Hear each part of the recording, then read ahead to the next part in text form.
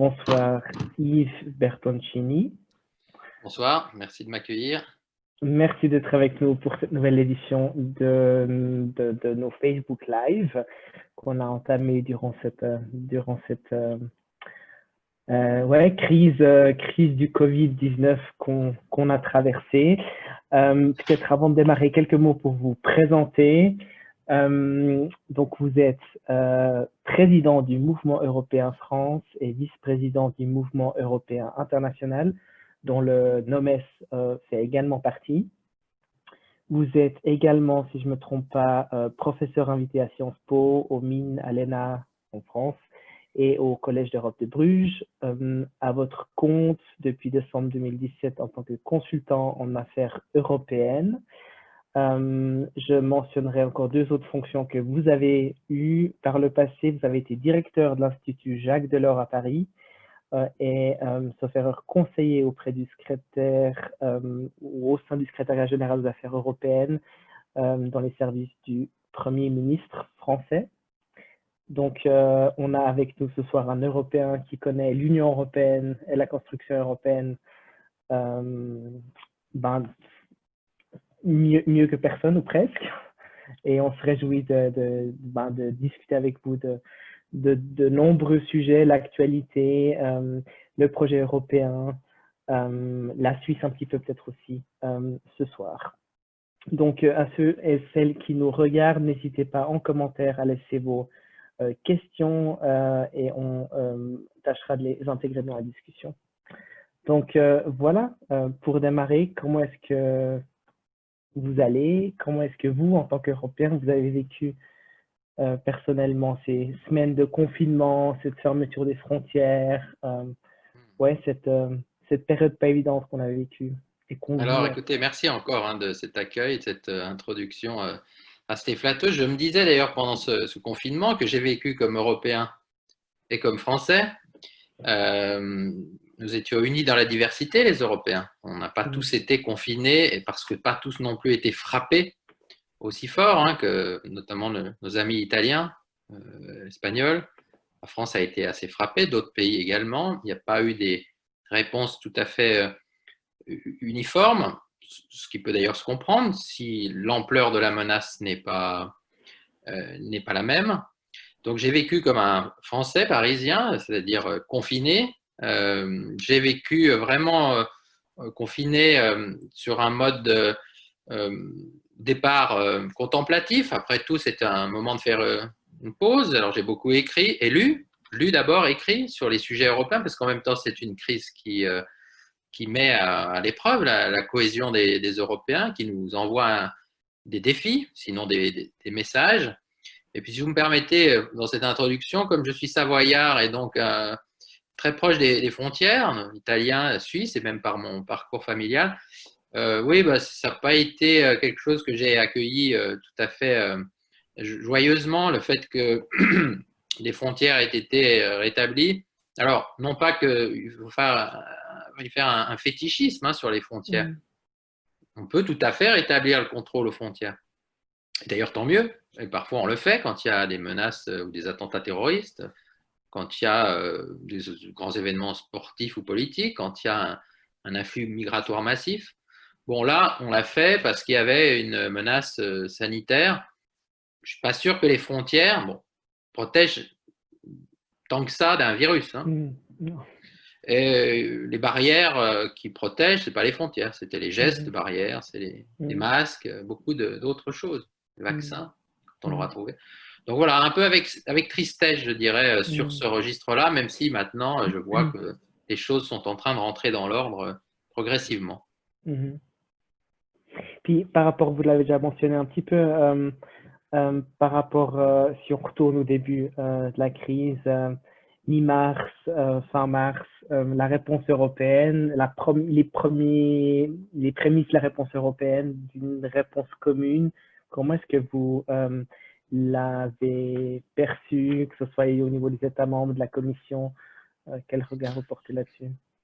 Alors, vous avez bien voulu rappeler que j'ai un peu d'expérience sur les sujets européens, ça ne me donne pas une expertise omnisciente, et d'ailleurs, à chaque fois, je me dis qu'on ne se connaît pas, que d'ailleurs le problème de l'Union européenne, c'est que c'est une sorte de copropriété entre 27 peuples, bon, il y en avait 28, plus que 27, qui au fond vivent un peu chacun de leur côté. Bien sûr, heureusement, il y a des voyages, des échanges économiques, humains, des mariages mixtes, mais enfin, globalement, on se connaît très peu. Et donc, pour venir à votre question, quand une crise survient, eh ben, c'est un peu comme des copropriétaires qui se réunissent, hein, 3-4 fois par an, pour décider de qui va payer pour réparer le toit qui fuit. Voilà.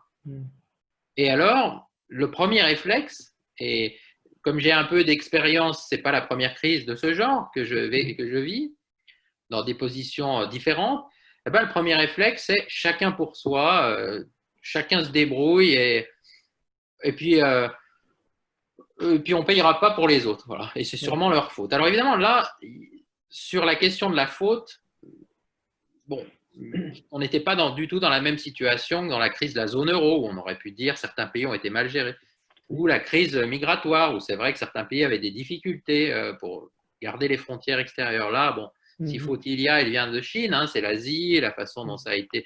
Donc au moins ça a aidé. Après, ce qu'il faut dire quand même pour la réponse européenne au niveau fédéral, c'est que quand les outils sont là, je pense à la Banque Centrale Européenne, la réponse a été assez rapide et assez efficace. Il y a eu un couac de communication, Christine Lagarde s'en est excusée même.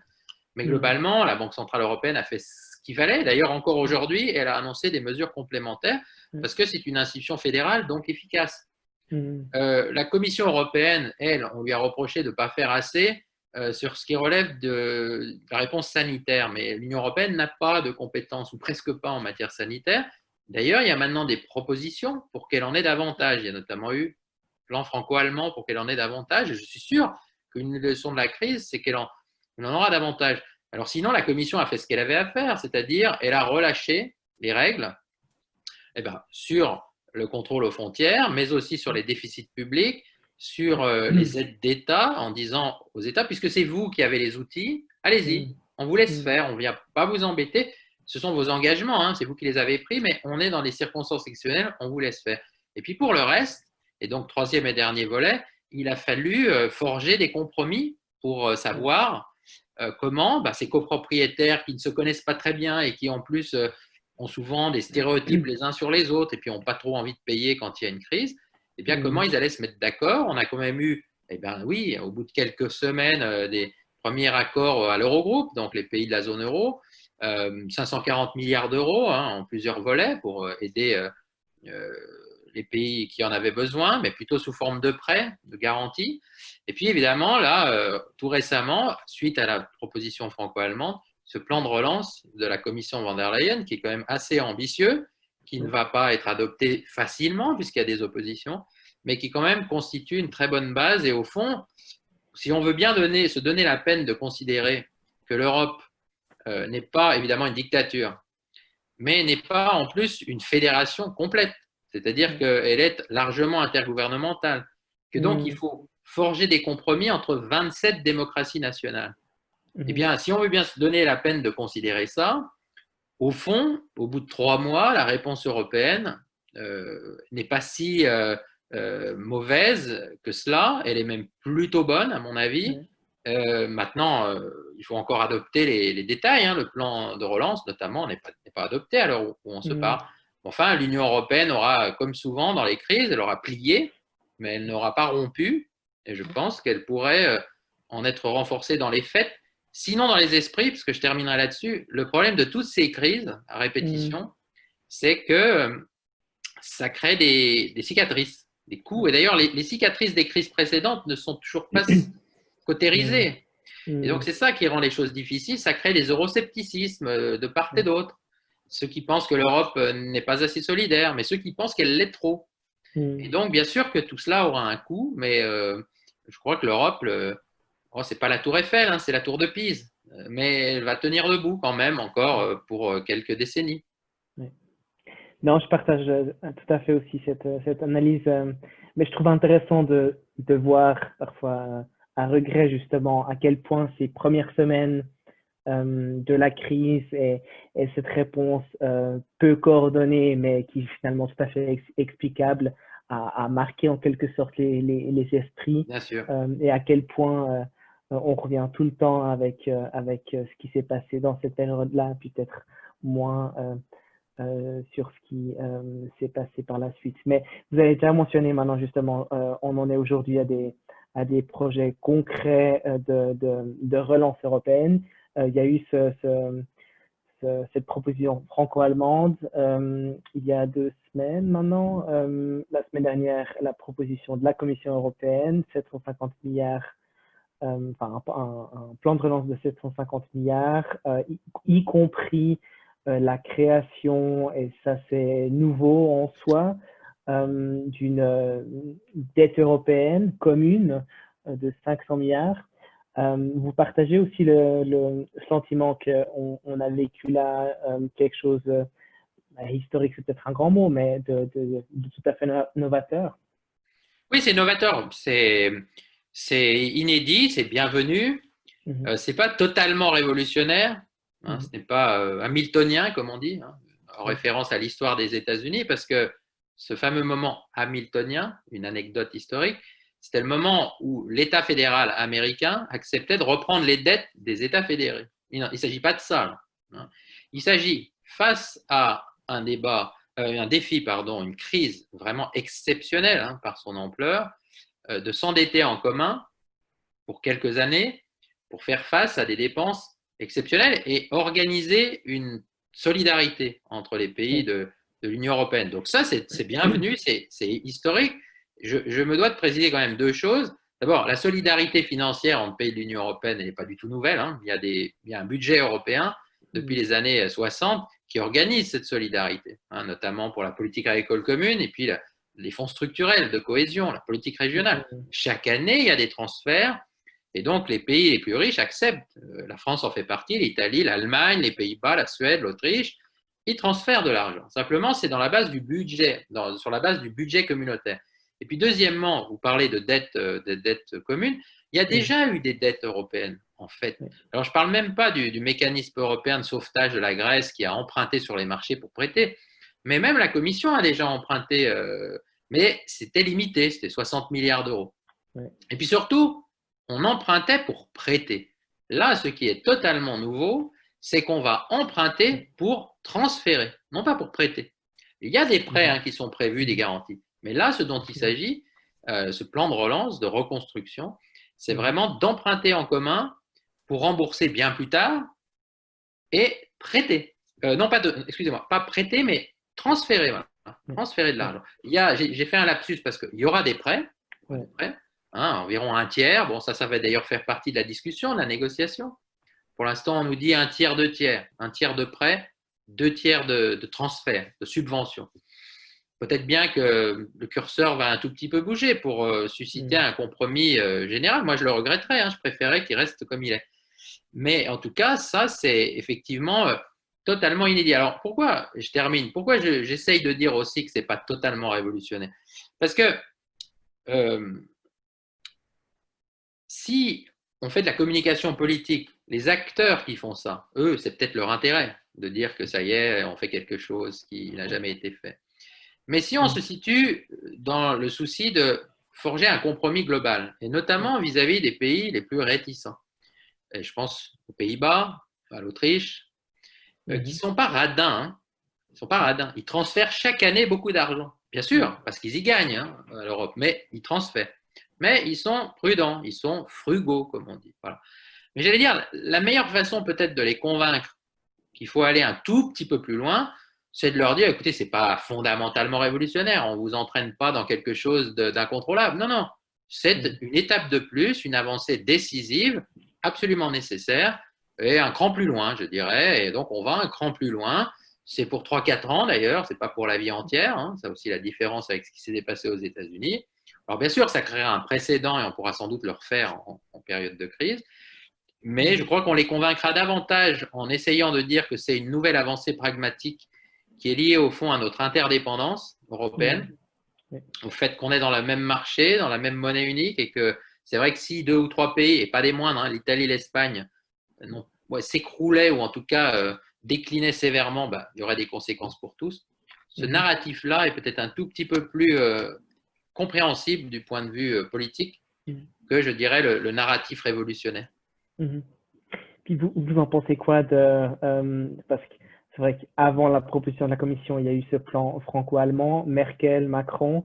Vous portez quel regard sur le rôle de ces deux dirigeants? Macron, on connaît pro-européen, il a construit sa campagne présidentielle sur un message pro-Europe qui était remarquable à mon avis, puis il a continué sur cette lancée. Merkel, on la disait, fatiguée, mais peut-être qu'elle est, selon certains, attentive maintenant aussi à savoir ce qu'elle laissera comme trace. Mm. Et puis peut-être vis-à-vis justement aussi de comment est-ce qu'il faudra convaincre les différents États membres de l'UE. Quel rôle ces deux, ce couple franco-allemand sous cette forme-là, a pu ou pourra jouer? Oui, ben c'est un tandem tout à fait décisif. C'est pas le premier tandem franco-allemand. Il y en a eu d'autres Oui. dans le passé. Là, on Oui. a un tandem avec des oppositions de style, hein, de profil entre les Oui. deux. Donc, on va dire que c'est complémentaire pour le coup.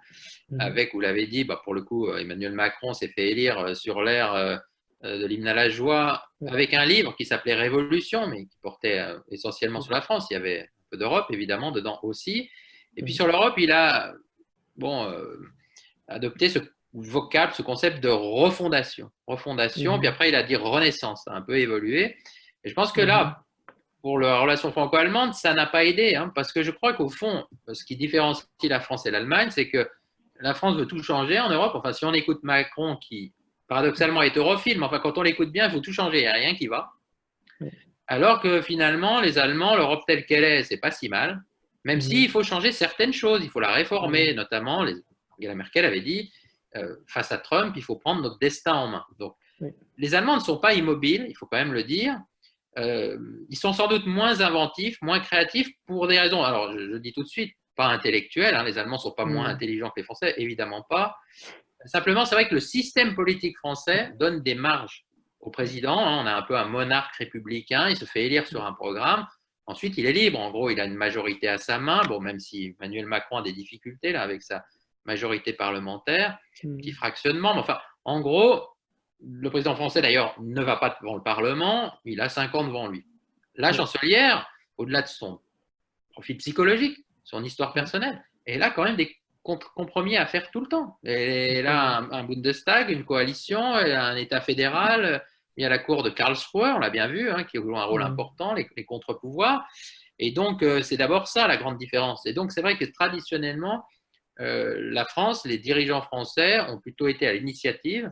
Et puis, Mhm. les Allemands ont pondéré, calmé, et puis ça a empêché de grandes avancées franco-allemandes et européennes. Je dirais, pour résumer, que Emmanuel Macron, c'est un architecte. Il a d'ailleurs une grande vision Mhm. d'ensemble.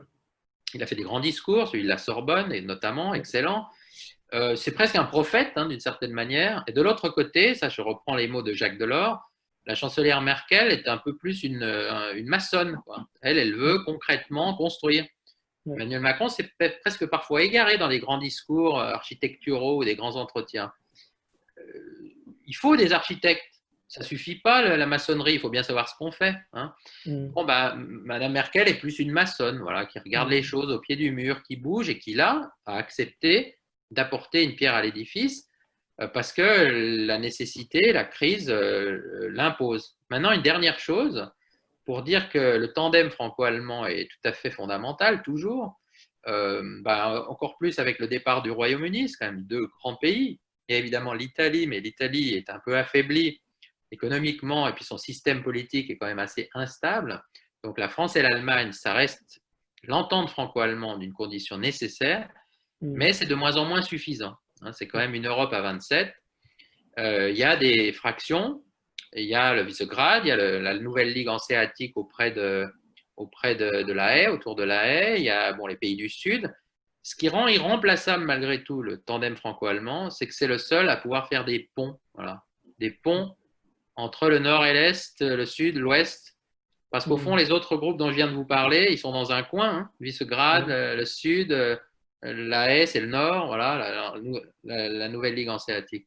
Donc voilà, il faut saluer les Français et les Allemands quand ils s'entendent parce que c'est nécessaire et on verra si c'est suffisant. Mhm. Je vais prendre une première question. Vous avez mentionné la Cour constitutionnelle allemande. Il y a eu effectivement un arrêt de la Cour à Karlsruhe le 5 mai qui contestait en partie, ou en tout cas remettait un petit peu en question la politique de rachat des dettes publiques de la Banque centrale européenne. La question d'un téléspectateur. Quelle est votre analyse de cet arrêt de la Cour? Alors moi, je ferai plusieurs analyses, enfin, en tout cas plusieurs niveaux d'analyse, mais pour compléter ce que j'ai dit juste avant, et j'essaye de dire ça notamment en France, je crois que cet arrêt de la Cour, au-delà du fait qu'il manifeste qu'effectivement, il y a beaucoup de séparation des pouvoirs en Allemagne, c'est un pays assez exemplaire de ce point de vue-là, un polycentrisme du pouvoir par opposition à nous, en France, qui c'est très concentré. Mais ça traduit plus fondamentalement un malaise allemand. La cour de Karlsruhe, elle a été saisie par des contribuables, des experts, des épargnants, des professeurs. Pourquoi? Justement, et c'est quelque chose qu'on ne reconnaît pas assez, parce que les Allemands ont consenti beaucoup, beaucoup, beaucoup de sacrifices, de concessions depuis quelques années, je vais dire une dizaine d'années, au regard du contrat de mariage initial qui avait été conclu quand on est entré dans l'euro. Quand on est entré dans l'euro, bon, les choses étaient à peu près claires. On tenait ses déficits à 3%, la dette à 60%. La Banque centrale européenne, elle était indépendante, on lui foutait la paix et elle n'avait qu'un seul objectif, c'est l'inflation à 2%. Et si jamais des pays étaient en difficulté, il n'était pas question de les aider. C'était écrit noir sur blanc. No bailout. Rien. Voilà. Et qu'est-ce qui s'est passé en plusieurs étapes successives, mais avec la crise économique financière, la crise de la zone euro?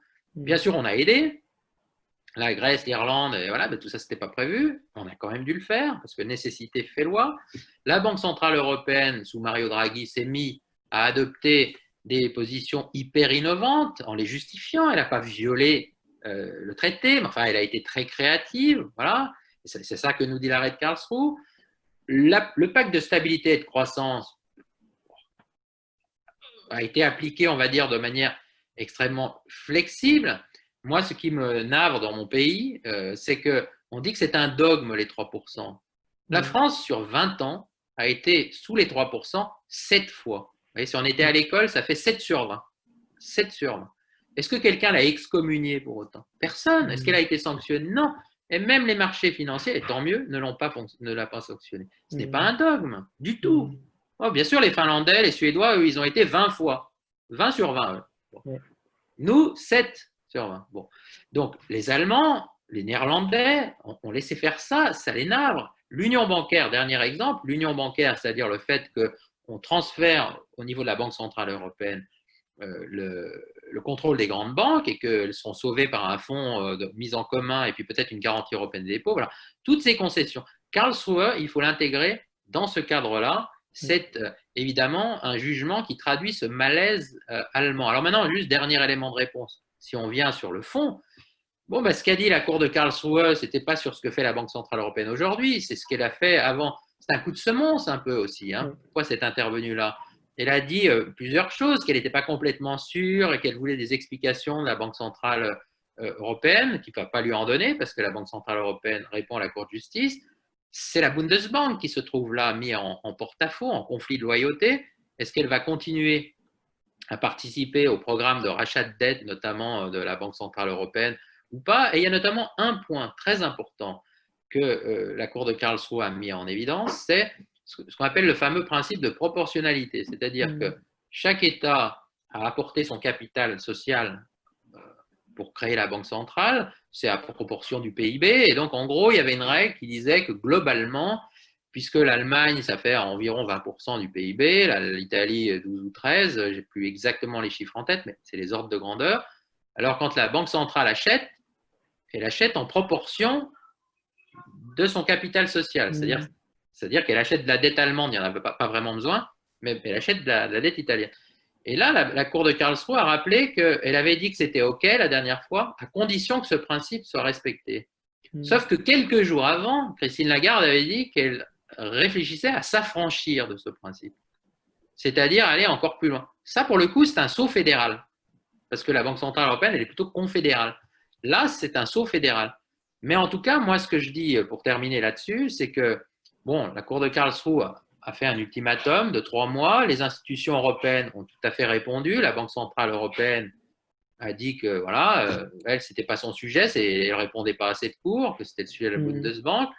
La Commission a rappelé qu'il y avait une primauté du droit communautaire et que si jamais l'Allemagne, et notamment la Bundesbank, ne faisait pas ce qui lui incombait au titre des traités, il y aurait une procédure d'infraction contre l'Allemagne. Voilà.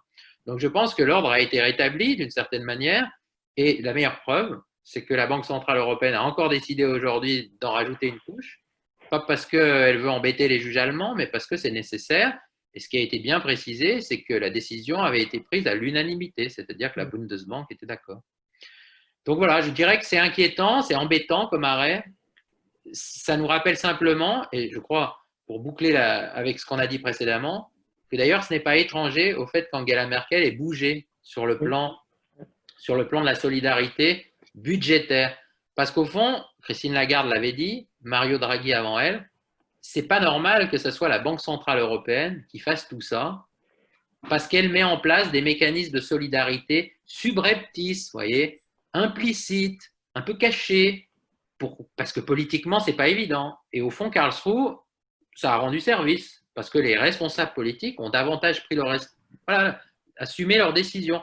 Maintenant, simplement, on va voir, parce que le plan de relance, il va falloir qu'il soit ratifié par les 27 parlements, mais ça au moins, ce sera un vrai débat politique. C'est pas gagné d'avance, mais au moins, ce sera un vrai débat politique.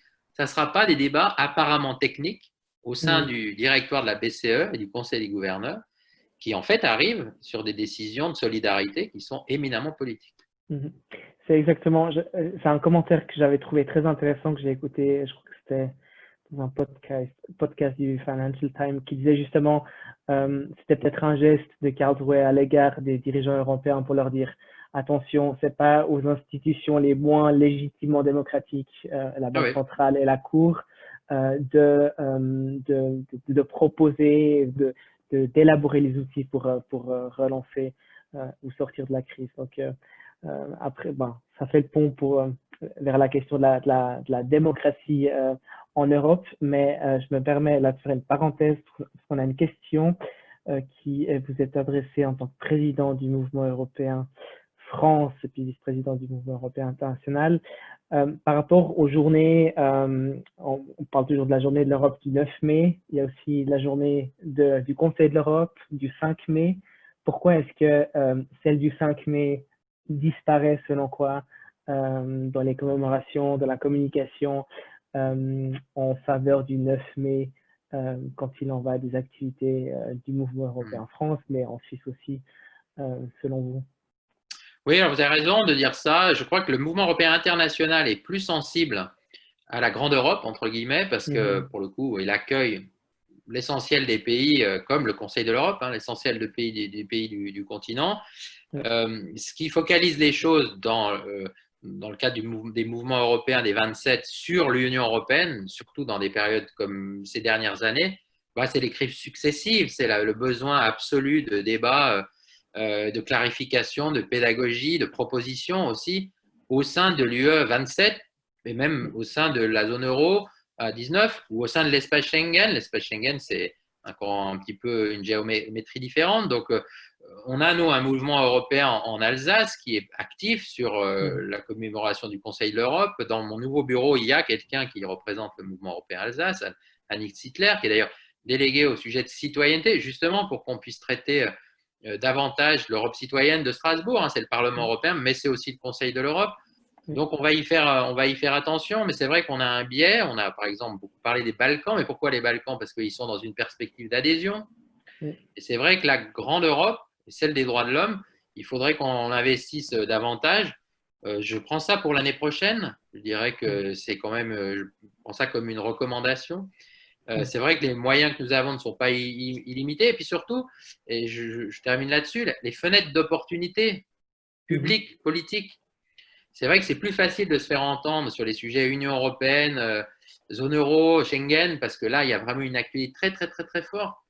Alors que sur les sujets Grande Europe, Conseil de l'Europe, c'est un tout petit peu plus difficile. Et d'ailleurs, j'ajoute une dernière chose, sur les sujets droits de l'homme, l'Union européenne, maintenant, s'est mis davantage en première ligne, parce qu'il y a des mécanismes voilà, sur l'état de droit, de surveillance, et il y a c'est plus tout à fait seulement le Conseil de l'Europe qui est en première ligne sur ces sujets-là. Donc, c'est aussi pour ça que ça nous donne un petit tropisme communautaire, si je puis dire, plutôt que lié au Conseil de l'Europe. Mais moi, je n'oublie pas que c'est par là que tout a commencé, hein, que le Conseil de l'Europe, c'est l'un des héritages du Congrès de La Haye. Il y a eu le Collège d'Europe à Bruges, où j'ai eu le bonheur d'étudier. Il y a eu le Conseil de l'Europe, et puis il y a eu le Mouvement européen international, en gros. Donc, c'est vrai que nous, on est le produit de cette histoire-là, mais pas seulement. C'est d'ailleurs le drapeau du Conseil de l'Europe, hein, le drapeau étoilé que nous avons tous repris. Merci pour cette réponse. Peut-être maintenant pour retourner, bon, vous l'avez évoqué maintenant aussi, hein, les droits de l'homme. Il y a parfois ce concept d'Europe à plusieurs vitesses. On a parlé là du groupe des frugaux, des pays qui peut-être ont de la peine avec ce concept de mutualisation de dettes. Vous avez mentionné les droits humains. On doit, en se référant à ça aussi, penser à la Pologne, à la Hongrie. L'état de droit est remis en question selon quoi dans ces pays-là. Il y a différentes tensions à différents niveaux, en différents groupes de pays au sein de l'UE. Cette Europe à plusieurs vitesses ou à plusieurs cercles ou à plusieurs niveaux, je ne sais pas comment, je connais peut-être pas le terme parfait pour ça. Enfin, c'est quelque chose auquel vous adhérez ou est-ce que, au contraire, vous voyez ça plutôt comme une menace pour la cohésion européenne, pour la solidarité? Alors moi, je pense que c'est légitime, hein, de s'interroger sur tout ça, justement dans une Europe démocratique dont les peuples sont unis dans la diversité. Qu'il faille trouver des formes d'accommodement, de flexibilité, oui, mais à condition de ne pas se tromper de priorité. Moi, ce qui me frappe, c'est que, bon, quand on regarde le monde tel qu'il est, la mondialisation, les défis géopolitiques, regardez ce qui nous arrive, la Covid-19 qui vient de Wuhan. Bon, un président des États-Unis réputé être notre allié, voire notre ami, qui n'est plus défendable. La Russie de Vladimir Poutine qui est agressive, les Britanniques qui nous ont quittés. Enfin, franchement, quand on regarde la carte du monde, l'intérêt profond, c'est qu'on s'unisse davantage. Et j'ajoute, du point de vue de l'identité, nous sommes Européens, et pardon, j'inclus les Suisses, nous sommes Européens. Alors là, pour le coup, pas de différence fondamentale entre l'Union européenne et la Suisse, la Norvège, tout ça, ce sont des Européens. On est des Européens. Et quand on compare à des Chinois ou à des Américains ou à des Nigérians, et d'ailleurs, eux le voient que nous sommes des Européens. Et d'ailleurs, il y a d'autres géométries. Alors après, je vais venir dans le cœur de votre question politique. Regardez l'UEFA, qui est d'ailleurs à Nyon, en Suisse, c'est une grande famille européenne. L'Union européenne de radiodiffusion, qui fait le concours Eurovision, elle est bien en Suisse aussi, je crois. Hein. Et ben voilà, tout ça, c'est l'Europe populaire. Donc, nous sommes Européens. Donc, moi, je pense, et c'est pour ça que j'insiste là-dessus, et là, Emmanuel Macron a eu tout à fait raison à la Sorbonne de parler de souveraineté européenne, mais même d'identité européenne. Moi, personnellement, je le rappelle souvent, l'anecdote, c'est que je me suis découvert européen en Californie, il y a une trentaine d'années, j'étudiais là-bas, et puis quand il s'est agi d'aller regarder la Coupe du Monde de football, alors de soccer, hein, la Coupe du Monde de soccer aux États-Unis, en Californie, ça intéressait personne. Et d'ailleurs, il n'y avait même pas de chaîne qui rediffusait. Si, parce qu'en Californie, il y a des chaînes hispaniques. Et oui. Voilà. Et donc, les hispaniques, les Mexicains et tout ça, eux, ils aiment le foot. Et donc, qui s'est retrouvé devant la télé? Eh bien, que les Européens. Et j'ai dire, même moi, alors que la France n'était même pas qualifiée. Donc, c'est vraiment la passion des Européens. Et là, on s'est retrouvés. Et puis, au bout d'un moment, on s'est dit, bah, tiens, qui sommes-nous? Eh bien, on est les Européens. Voilà. Et donc, ça, c'est fondamental. L'identité et le fait que, du coup, si on forme une sorte de communauté, ensuite, on trouve les moyens de s'unir. Alors, certes, je viens à votre question, à géométrie variable. Voilà, la bonne expression, je pense, c'est géométrie variable. Ouais. Moi, j'évite plusieurs vitesses parce que c'est comme si vous disiez à quelqu'un, alors certains vont avoir des Porsche, d'autres des Ferrari, et puis d'autres ensuite, bon, je ne vais pas citer des voitures qui vont moins vite pour ne faire de peine à personne, mais c'est pas, en termes de présentation, c'est pas très attrayant. Non, géométrie variable, un peu de sur-mesure. Oui, d'ailleurs, l'euro est à 19, Schengen 22 plus 4 pays, 26. Bon, il y a des formes de coopération, je pense en matière, c'est très important en matière diplomatique et militaire, qui sont aussi à géométrie variable. Mais à condition de ne pas perdre l'unité de l'ensemble, qui est quand même articulée autour de certaines réalisations concrètes, à premier chef le marché unique, qui est un peu plus large. Hein. Il y a l'espace économique européen, mais bon, cette entité-là, ça c'est l'Europe dans son ensemble, la politique commerciale hein, qui gère nos relations avec l'extérieur, le budget européen, les fonds structurels de cohésion, des programmes de recherche, hein, qui là aussi hein, peuvent déborder du côté Suisse, Norvège, Erasmus, tout ça. C'est quand même notre trésor et donc il faut bien consolider ce socle-là, quitte à ensuite greffer des réalisations un peu plus restreintes, dont la zone euro évidemment fait partie, et parce qu'elle crée, cette zone euro, des droits et des devoirs supplémentaires. Et donc je dirais que, pour finir là-dessus, c'est un concept, la différenciation, l'Europe à géométrie variable, qui doit renvoyer à je dirais, un résultat, mais qui ne doit pas être un programme. Voilà. Le but, ça ne doit pas être de diviser l'Europe et de faire une petite Europe, parce que je le dis, hein, en tant que Français, c'est une tentation qui est souvent exprimée dans ce pays. Souvent d'ailleurs, parce que les Français ont l'impression que la grande Europe, ils ne la contrôlent pas assez, ça ne nous ressemble pas, c'est trop ci, trop ça. Voilà. Bon. Non, je crois qu'il faut bien préserver l'unité de cette grande Europe, quitte à, quand on propose des choses, si tout le monde n'est pas volontaire pour suivre, alors, mais c'est faute de mieux, je dirais, quitte à aller de l'avant à quelques-uns, et il y a des bonnes réalisations, et il y en aura certainement d'autres à l'avenir. Par rapport je trouve intéressant ce que vous avez mentionné par rapport à l'identité européenne. On a d'ailleurs, avec le NOMES, lancé, c'était en automne dernier, une campagne qu'on mène toujours qui s'appelle Nous Européens, pour justement essayer de diffuser ce message-là. En tant que mouvement européen, dans quelle mesure est-ce qu'on peut, là je parle en on parce que je m'associe aussi à ça, contribuer à l'avancement, au développement de cette identité européenne? Est-ce que c'est... Oui. Moi, je crois, alors, on le fait avec nos moyens, hein, ceux qui ont vraiment une parole perforante, qui pèse, ce sont les responsables politiques, bien sûr. Mais on est quand même maintenant dans un univers plus fluide. Je pense qu'il y a beaucoup plus de chaînes d'information, il y a les réseaux sociaux, il y a des moyens d'être activistes de manière efficace.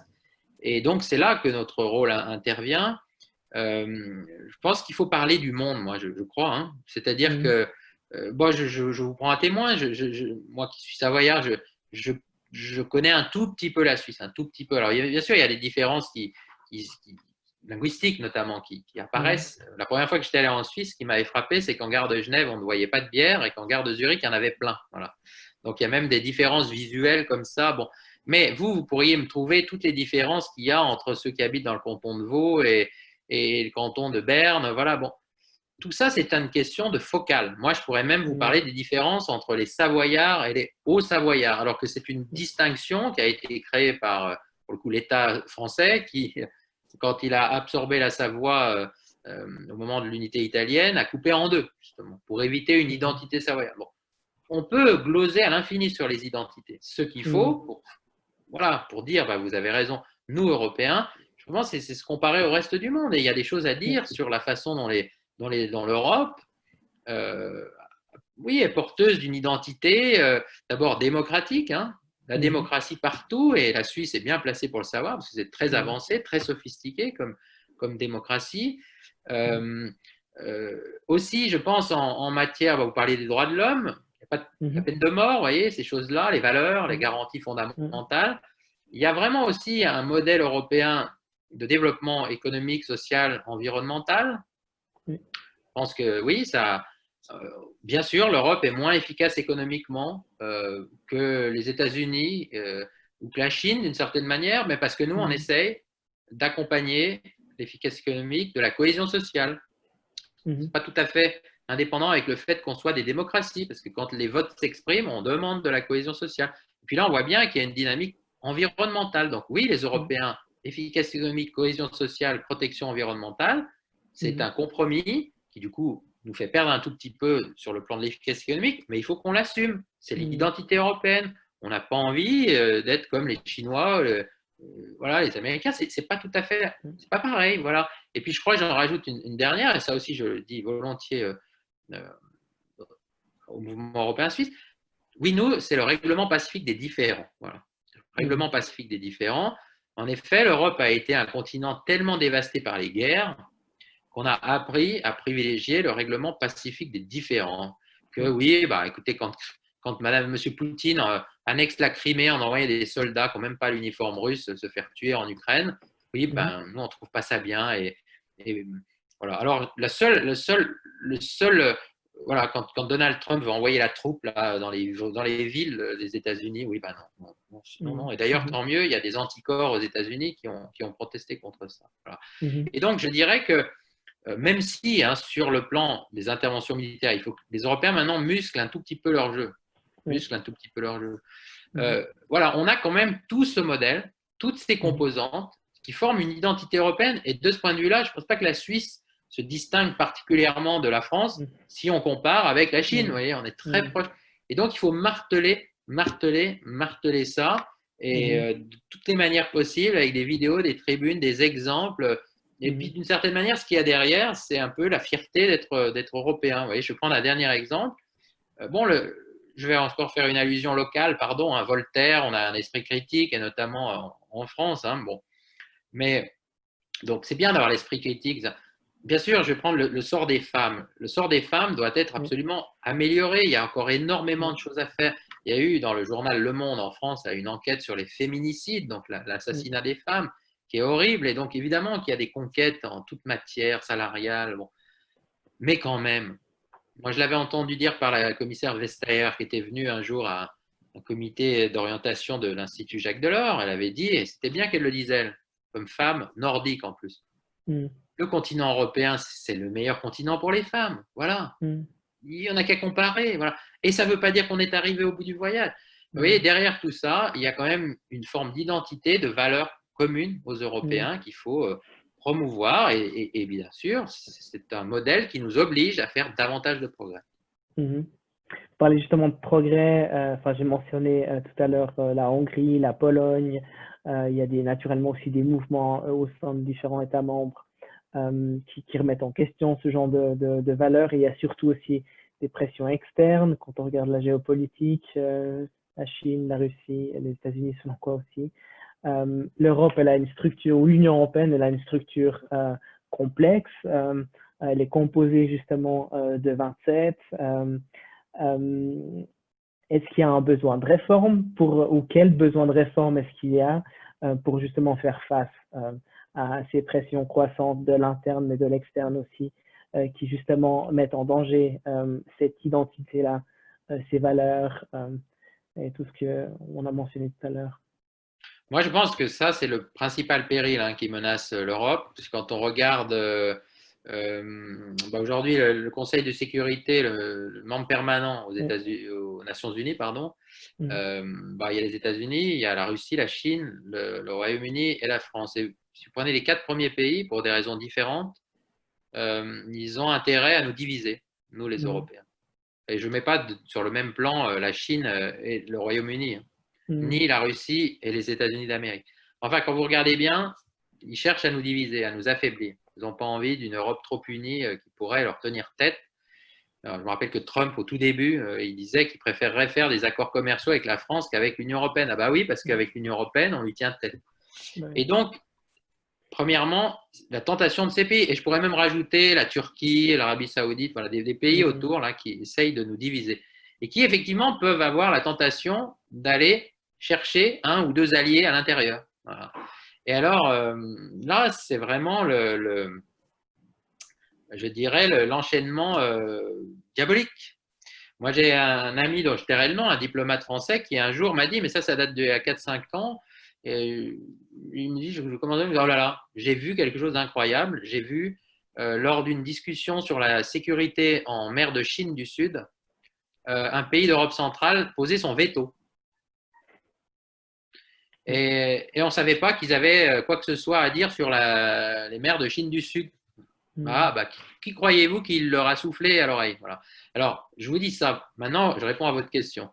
Quelles sont donc les réformes à faire? Bon, de toute façon, d'une manière générale, il faut démocratiser l'Union européenne, rendre plus transparentes ces procédures de décision. Il y a beaucoup de choses opaques, les comités de la Commission, les compromis au Conseil, on ne sait pas qui vote quoi, ou on le sait qu'après, une fois qu'un vote a été positif, on ne sait pas si c'est négatif. Bon, il y a beaucoup de choses à faire du point de vue de la transparence. Maintenant, si je reprends mon exemple, il y a des choses à faire du point de vue du passage à la majorité qualifiée, parce que c'est vrai que l'unanimité bloque un seul pays, y compris instrumentalisé par une puissance extérieure qui ne nous veut pas du bien, peut bloquer les décisions. Donc l'unanimité, le passage à ce qu'on appelle la majorité qualifiée, c'est pas, on passe pas en force en Europe. On fait du consensus. C'est rare les passages en force. D'ailleurs, on a eu un sur la relocalisation des demandeurs d'asile. Et c'est contre-productif parce que quand les pays sont forcés, ils n'appliquent pas les décisions. Alors évidemment, ensuite, on peut aller les mettre devant la Cour de justice, mais enfin, on ne fait pas fonctionner la copropriété comme ça. Donc quand même, le passage à la majorité qualifiée, ça doit servir d'aiguillon. Voilà, d'aiguillon. Il faut essayer de passer davantage, ou alors, là, on revient à votre suggestion du départ, faire de la géométrie variable, faire des initiatives quand on ne peut pas faire à 27. Voilà. Et c'est vrai qu'en matière politico-militaire, diplomatico-militaire, c'est de ça qu'il va s'agir, faire ce genre de coopération renforcée. Voilà, il y a aussi des mécanismes pour faire ça. Donc ça, c'est une des réponses qu'on peut apporter dans un contexte comme celui-ci. Mais je reviens à mon point de départ. L'Europe a des outils. Voyez, si on parle de la Hongrie, il y a quand même des outils financiers, de solidarité. Bon, donc, il y a quand même des leviers d'influence. L'Union européenne, ça veut dire l'Allemagne, la France, l'Italie, ont des poches beaucoup plus profondes que Vladimir Poutine et que même les Chinois. Hein. Donc, il y a des devoirs, il y a des droits, il y a des compromis globaux à passer. Et pour préserver la cohésion de l'ensemble, je crois qu'au fond, beaucoup de pays en ce moment qui n'ont pas envie de partir, parce que ce qui existe, au-delà du cas britannique, c'est beaucoup d'euroscepticisme en Europe, mais la Pologne, la Hongrie, tous ces pays-là, ils ne veulent pas s'en aller, c'est beaucoup trop avantageux. Alors en même temps, on n'a pas les moyens de les expulser. Donc il faut faire avec eux. Il faut utiliser les moyens de pression, etc., quand il y en a, les sanctions quand elles doivent être prises. Et puis je crois qu'il faut les raisonner sur où est leur intérêt profond, afin qu'ils ne soient pas trop sujets à ces influences extérieures. Après, in fine, le discours aux Européens, c'est de dire, est-ce que, voilà, moi je ne sais pas, sur la Russie, est-ce que vous voulez vraiment vivre comme des Russes? Est-ce que c'est ça le modèle, la Russie, ce pays-là? Moi, j'ai beaucoup d'admiration pour la Russie en tant que pays, ses arts, sa culture, même son histoire. Enfin, le mode de vie russe actuel, il est repoussant, hein, franchement. Enfin, je vais dire rébulsif, pardon. Il faut aussi parler de ces pays-là. Vous voulez vivre comme les Chinois? Pareil, les Chinois, c'est un peu grande civilisation, etc. Mais vous croyez vraiment que les Chinois vous aident parce qu'ils vous aiment? Il n'y a pas derrière ça des intérêts un tout petit peu plus maléfiques, je dirais. Voilà, donc c'est ça, il faut avoir un discours offensif. Je note que Joseph Borrell, là, le nouveau haut représentant, est assez offensif et que c'est plutôt bienvenu. Une question, mais peut-être avec une réponse rapide. Un projet à venir, c'est celui de la conférence sur l'avenir de l'Europe. Vous croyez en un potentiel est-ce que vous voyez un potentiel pour cette conférence en termes de capacité à réformer le fonctionnement de l'UE, ou c'est peine perdue pour le moment? Alors, je vous dirais, pour le moment, c'est mieux qu'avant. Parce qu'avant, c'était vu comme un gadget proposé par Emmanuel Macron qui fait un peu du chamboule-tout en Europe et qui a voulu faire ce truc, alors que les autres ne comprenaient pas pourquoi. Parce que les autres se sont dit, on a fait une élection européenne, il y a des nouveaux dirigeants, il y a des choses à faire, voilà, on n'a pas besoin de rediscuter. Bon. Alors maintenant, ce qui crée des conditions nouvelles, c'est le Covid-19. Il faut tirer les leçons. Voilà. Et donc, je trouve, il y a un champ qui s'ouvre. Les institutions européennes, elles prennent des décisions au jour le jour pour les. Voilà. la conférence peut servir à ça, le monde d'après. Et puis, deuxième remarque, moi, je pense que s'il y a une valeur ajoutée à une telle conférence, au regard de ce que font les institutions européennes, justement, c'est sur la dimension démocratique, la dimension société civile. Il faut associer puissamment les citoyens, la société civile, il y a beaucoup d'outils participatifs dans cette conférence pour que d'un côté, on ait des institutions qui sont des institutions évidemment démocratiques, représentatives, mais qui sont dans le quotidien, le business as usual, et puis de l'autre, davantage, aussi des parlementaires, qui sont davantage dans la réflexion, la réforme constitutionnelle, démocratique, institutionnelle. Et ça donnerait un souffle à cette conférence sur l'avenir de l'Europe. Je reprends une question là aussi qui nous est posée et qui rejoint aussi ce que vous aviez dit tout à l'heure.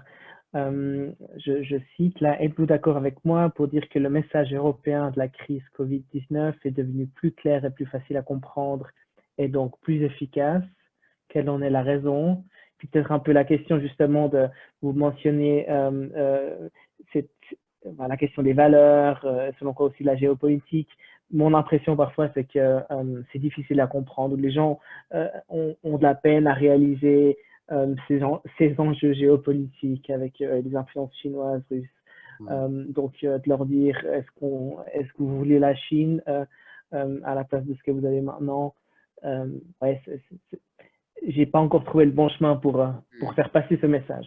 Oui. Alors du coup, comme c'est difficile, la deuxième question, je vais commencer par la première parce que je trouve que c'est vrai que sur comment faire passer les messages sur le monde, enfin, je me laisse le temps d'y réfléchir. Alors, sur la première question, rappelez-moi la première question, pardon, j'ai un trou là. C'est par rapport au message européen de la crise. Oui, pardon, excusez-moi. Oui, je sais pourquoi j'ai eu un petit court-circuit là. Non, je crois que sur le message européen, il y a un sujet d'incarnation du message, d'incarnation, et que là-dessus, les institutions européennes ont un rôle majeur à jouer, au-delà du Conseil européen. Le Conseil européen, qu'est-ce qu'il incarne? Et c'est lui qui prend la lumière. Il incarne les chefs d'État et de gouvernement qui se déplacent. Alors là, ils étaient en visioconférence.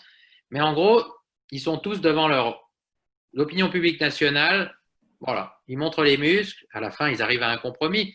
Mais dans une crise comme ça, ce qui sort en premier, c'est la division. Voilà, l'Europe piétine, l'Europe là, mais l'Europe… voilà, si on donnait tous les pouvoirs à Mme von der Leyen, ce serait plus simple, c'est sûr. L'Europe est démocratique, mais bon. En plus, il y a des noms d'oiseaux, il y a des stratégies. Quand, par exemple, le gouvernement italien accueille à grand renfort de communication les Chinois ou les Russes, il y a les 5 étoiles, ils sont un peu eurosceptiques, tout ça, c'est des stratégies nationales. Donc, ce qu'il faut pour compenser ça, c'est à nouveau les mouvements européens, la société civile, la communication. Mais je crois que les institutions européennes, au sens Parlement européen, Commission, Banque centrale, ont un rôle majeur. Alors, la Banque centrale, elle peut le faire, elle fait des conférences de presse, elle est beaucoup écoutée par les marchés. Je crois que là, Mario Draghi a quand même occupé un espace très important et maintenant, Mme Lagarde est en train de relever le défi maintenant. Ce qui a fait défaut dans la crise, je trouve, c'est au niveau Commission, Parlement. Moi, j'ai été frappé d'une différence de traitement entre, par exemple, la crise migratoire. Quand il y a eu une mini-crise migratoire, M. Erdogan laissait passer des réfugiés qui arrivaient sur les îles grecques. Je dis mini par rapport à celle de 2015-2016. À ce moment-là, Mme von der Leyen, M. Charles Michel, le président du Conseil européen, et M. Sassoli, le président du Parlement européen, ont pris un avion, ils sont allés là-bas, ils ont fait des jolies images, ils ont envoyé un signal de solidarité et de fermeté en même temps. Il y a eu une erreur majeure, c'est de ne pas avoir fait la même chose pour aller en Italie du Nord au début de la crise.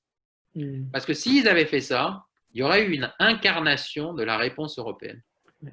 Je crois que ça, c'est dans la main des commissaires européens en particulier. C'est d'ailleurs la raison pour laquelle moi j'ai toujours été favorable à ce qu'on garde un commissaire par pays, parce qu'un commissaire par pays, ça permet d'aller dans le pays, de parler dans la langue du pays aux opinions publiques, et que c'est très important d'avoir une Europe incarnée. Voilà.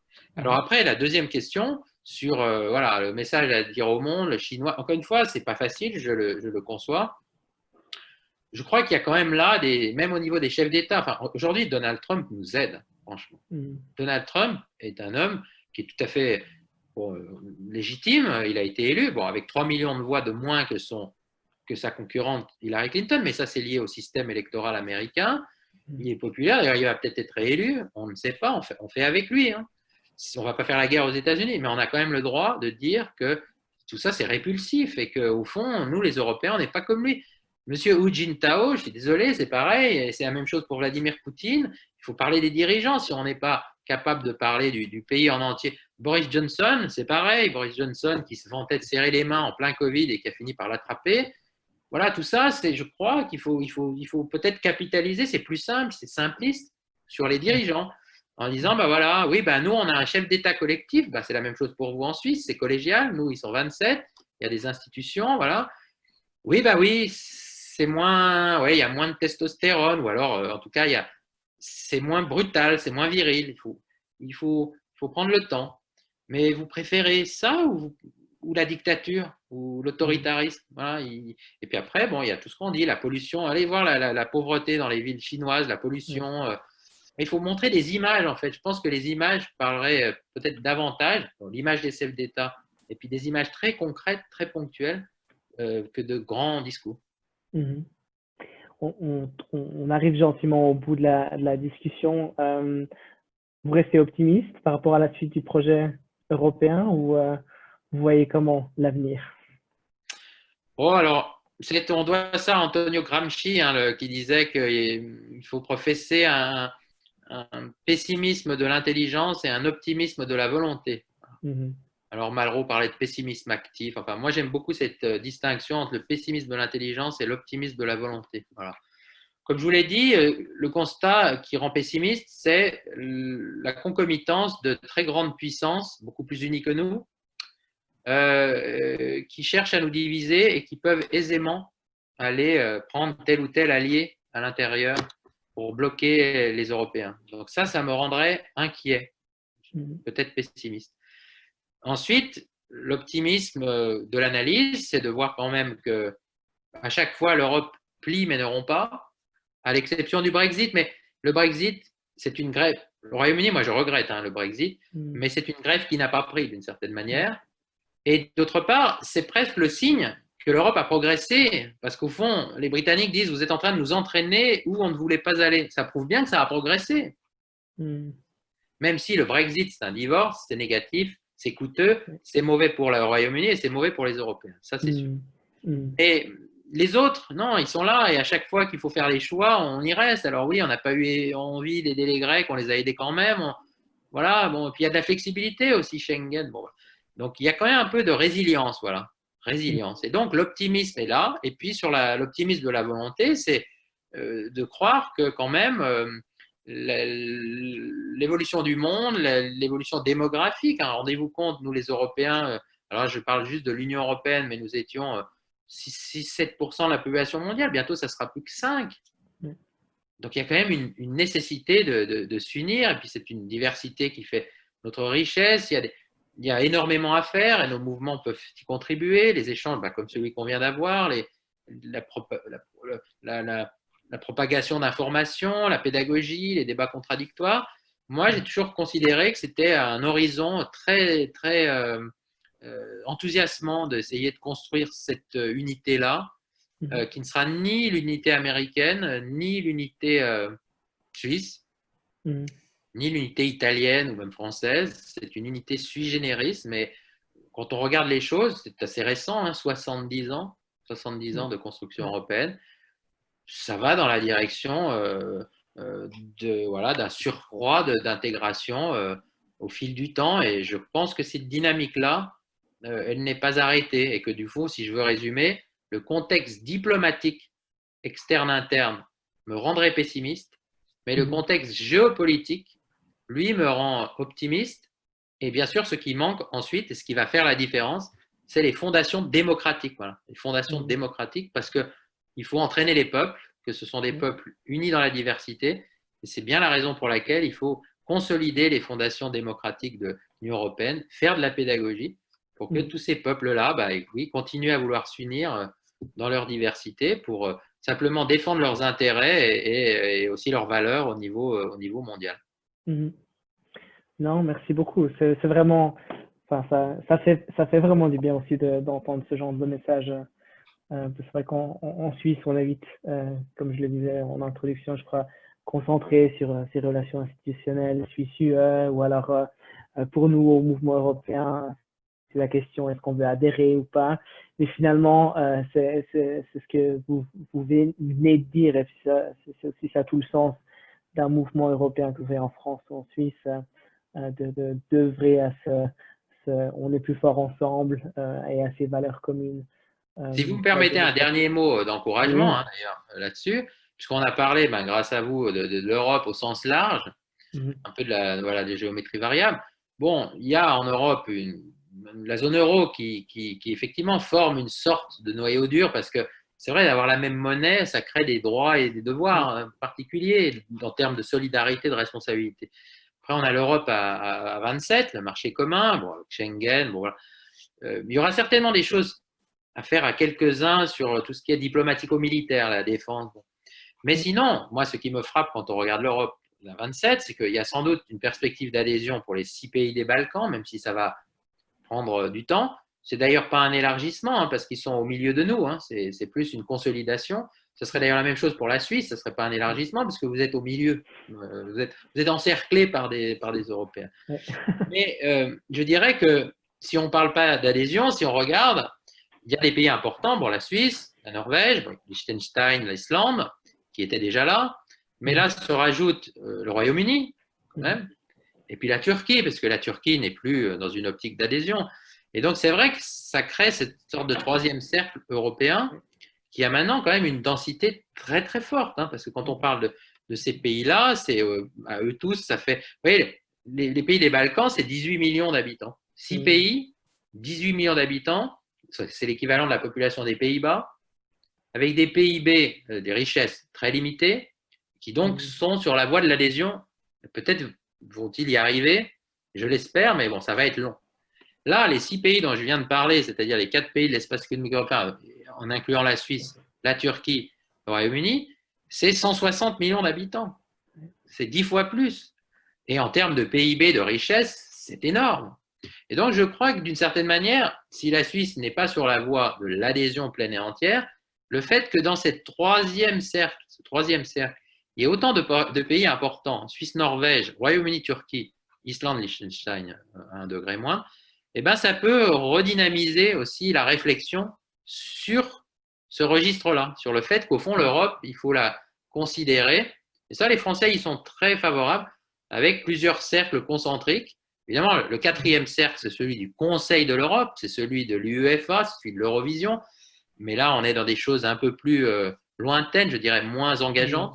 Mais là, je crois qu'il y a une opportunité pour le 3e cercle et que d'une certaine manière, bon, pour l'instant, le Brexit, ça n'aide pas les relations bilatérales UE-Suisse parce que, évidemment, les Européens ne voudraient pas faire avec le Royaume-Uni ce qu'ils ont fait avec les Suisses, c'est-à-dire quelque chose de trop sur mesure, avec une gouvernance imparfaite. Bon.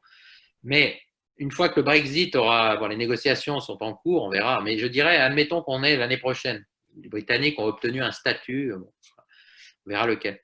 La question qui sera posée, c'est vraiment, que fait-on avec ces 6 pays? Et donc, ça redonnera, je dirais, à la Suisse et avec les 5 autres pays, je dirais, une place peut-être un peu plus grande sur l'agenda européen de cette grande famille, d'autant que sans doute la crise du Covid-19 aura été en partie, je dis bien seulement en partie surmontée, si on se situe en 2020. Donc, j'espère que ça vous encouragera justement sur ce registre. Et puis, sinon, on peut continuer le dialogue, évidemment, on y sera très sensible, y compris évidemment au sein du mouvement européen international.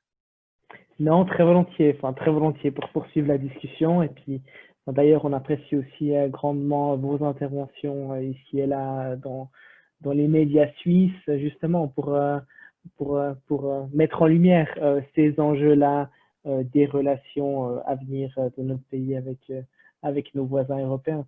C'est vrai que tout n'est pas qu'une question d'accord qu'on a négocié. Au final, c'est la question de voilà, comment est-ce qu'on défend au mieux nos intérêts, nos valeurs. Et puis c'est vrai qu'avec la sortie de la Grande-Bretagne du club européen au sens Union européenne, on se devra, et j'espère qu'ils sont en train de le faire au sein du ministère des Affaires étrangères, se poser de bonnes questions. Donc Discussion à poursuivre, très volontiers. Voilà, et donc le mot de la fin, ça me vient, je ne l'ai pas préparé, hein, je vous assure, mais vu la teneur de nos discussions, moi j'aime beaucoup un de vos chanteurs, Stéphane Eicher, et une des chansons, c'est aussi Arnaud qui la chante, un Belge, c'est vachement bien d'être un Européen, il y a même une exclamation un peu, un juron, hein. Bon, je ne vais pas le dire là, mais en tout cas, voilà, c'est vachement bien d'être un Européen. Voilà, c'est pas parfait, c'est pas idéal, mais voilà, essayons d'être sur ce registre-là, et puis ça donne aussi, il faut un peu se donner du courage parce que c'est pas facile tous les jours. Non, mais je vais chercher, ça m'intéresse. Je connaissais pas cette chanson. Donc, Ah oui, oui, je pourrais vous envoyer la référence. je vais regarder ça. Pour le coup, lui, c'est un vrai Européen, il chante en plein de langues. Absolument. J'ai même appris quelques chansons en suisse allemand grâce à lui. Voilà.